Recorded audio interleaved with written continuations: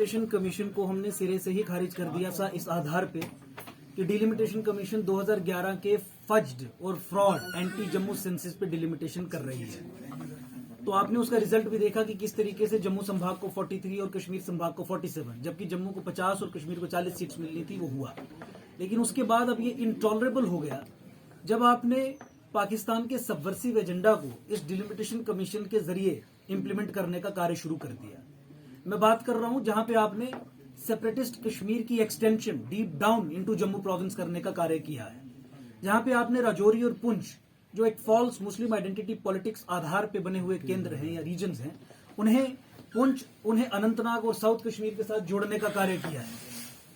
ये जो एजेंडा है ये भारत की एकता और अखंडता के लिए बहुत खतरनाक है। ये वही एजेंडा है जिस एजेंडा या फार्मूला के तहत डिक्सन फार्मूला हो, वाजपेयी मुशर्रफ फार्मूला हो,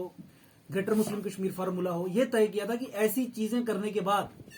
हम पूरा कश्मीर और आधा Jammu over a period of time in a certain manner Pakistan को हैंडओवर कर देंगे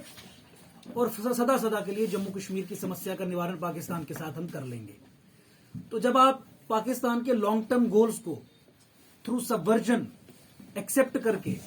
उसे नीचे एग्जीक्यूट करने का काम करते हैं तो उसका पुरजोर तरीके से विरोध एकजुट जम्मू करेगा। और आज इस प्रेस कॉन्फ्रेंस के माध्यम से हमने यही कहा है कि डिलिमिटेशन कमीशन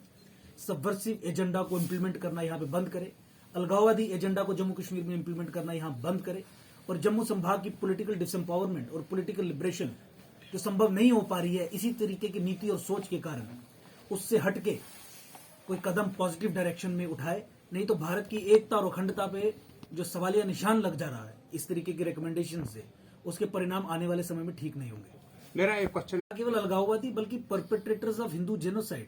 उनको भी डायरेक्टली एम्पावर करने का काम यहाँ की सरकार कर रही है by refusing to acknowledge occurrence of Hindu genocide in Jammu Kashmir, जो 90s में हुआ, उसके बाद जो 2000 के शतक में हुआ, जम्मू संभाग के एरियाज में हुआ, कश्मीर वैली में हुआ। उसके अलावा जिस नैरेटिव की आपने बात की, डिस्ट्रिक्ट्स की जो आपने बात की कि 2.5 डिस्ट्रिक्ट्स या सो ऑन सो फोर्थ,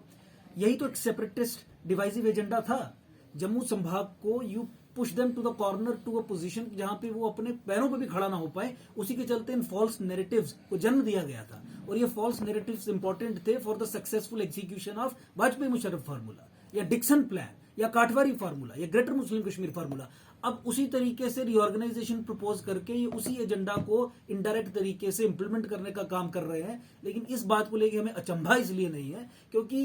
ये जो भारत सरकार की विभिन्न सरकारें रही, ये ऑन बोर्ड हैं इस चीज को लेके कि वाजपेयी मुशर्रफ फार्मूला के जरिए ही जम्मू कश्मीर का सोल्यूशन पाकिस्तान के साथ खोजना है। गोल्स को as far as J&K is concern Bharat में कंसोलिडेट करना, उनको फैसिलिटेट करना, इससे बड़ा सबवर्जन का कार्य और कोई नहीं हो सकता।